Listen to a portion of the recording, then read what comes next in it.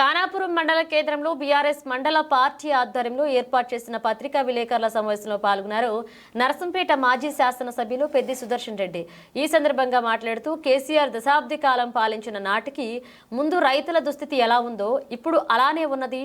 అప్పటి ఆందోళనలు, అప్పటి ఆత్మహత్యలు, మద్దతు ధర కోసం ఎరువులు, విత్తనాల కోసం క్యూలో నిలబడడం, చెప్పులు లైన్లో పెట్టడం, కరెంటు కొరత, అర్ధరాత్రి కరెంటు షాక్లతో బావుల వద్ద చనిపోవడం, ఆనాటి పరిస్థితులను ఇవాళ కాంగ్రెస్ పార్టీ మళ్లీ ప్రజల ముందు పెట్టింది.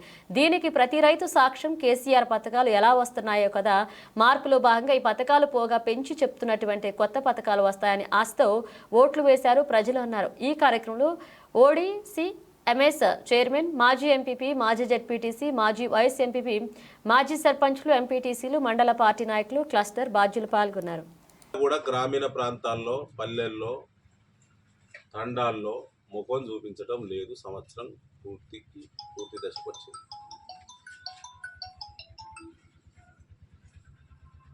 ఏ గ్రామానికి, ఏ పల్లెకు, ఏ మండలానికి ఏమొచ్చిందో మార్పులో భాగంగా ఒకసారి ఆత్మపరిశీలన చేసుకోవాలి ప్రజలని చెప్పి నేను విజ్ఞప్తి చేస్తాను. అన్ని గతంలో ఆన్గోయింగ్ స్కీమ్స్ అన్నీ కూడా రద్దు చేసిన నీచ చరిత్ర కాంగ్రెస్ పార్టీ.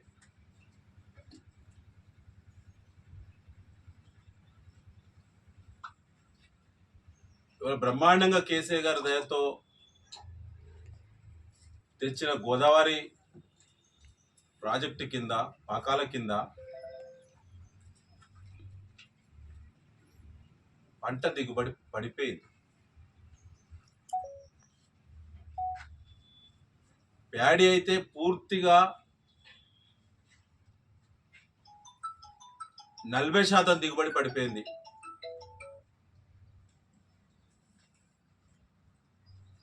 పత్తి రైతు బతుకైతే పరాయి బతుకైపోయింది.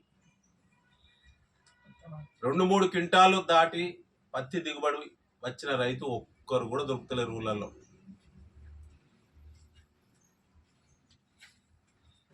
దీనికి కాంగ్రెస్ పార్టీ ప్రభుత్వానికి బాధ్యత లేదా? అదే కేసీఆర్ గారు మళ్ళీ ప్రభుత్వంలో నిలబడి ఉంటే, ప్రభుత్వం కేసీఆర్ అయి ఉంటే ఇలా ఈ రైతులను ఆదుకునే అవకాశం ఉండేదా లేదా? ఒక్కసారి రైతాంగం ఆలోచించాలని చెప్పి నేను మీ ద్వారా కేసీఆర్ పాలన అంటే రాజకీయాలకు తావులేదు.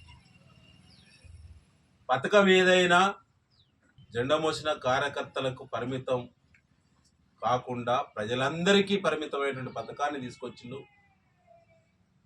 ఈ దేశానికి స్వాతంత్రం వచ్చి అనేక రాష్ట్రాల్లో ఏర్పడ్డ రాష్ట్ర ప్రభుత్వాలు కానీ ఏ ప్రభుత్వం ఆలోచించనేటువంటి ఆలోచన నిష్పక్షపాతమైనటువంటి పాలన కేసీఆర్ కొనసాగించింది. ఇవాళ విద్య, వైద్యం,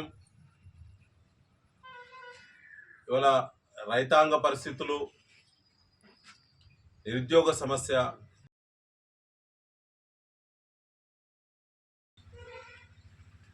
ఖ్యాతి మాకు ఎక్కడ కంటిన్యూగా ఉంటుందో అని చెప్పి దుర్బుద్ధితో, చిల్లర బుద్ధితో గెలిచిన ప్రజాప్రతినిధులు చిల్లరగా ఆలోచించి నరసంపేట నియోజకవర్గంలో గతంలో అమలవుతున్న పథకాలన్నీ కూడా గొడ్డలి కాటు పెట్టినట్టే ఎక్కడిదక్కడ ఆపేసి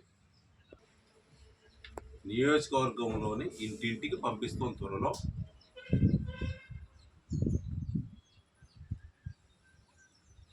నియోజకవర్గంలో గతంలో అభివృద్ధి పండుగ ఎట్లా ఉండేది, ఇవాళ సంవత్సర కాలంలో ఏం జరిగింది, ఏ రంగంలో ఏమేమి జరిగింది, వచ్చినాయేంటి, పోయినాయేంటి, ప్రజలకు అర్థమయ్యే భాషలో కరపత్రం ప్రచురించి ఇంటింటికి కాంగ్రెస్ పార్టీ ప్రభుత్వం వచ్చిన సంవత్సర కాలంలో వచ్చిన ఎగవేతలు, ఇన్ని రకాలుగా వచ్చిన పథకాలను వెనక్కి మళ్లించి పంపడం, కొత్త రకమైన అభివృద్ధి ఏ రంగంలో జరిగిందో ఆ వివరాలు మా గ్రామ పార్టీ శాఖల ద్వారా ఇంటింటికి తీసుకెళ్తాం. కొత్త ప్రభుత్వం సంవత్సర కాలం సమయం ఇవ్వాలనేటువంటి కేసీఆర్ గారి యొక్క ఆదేశాలతోటే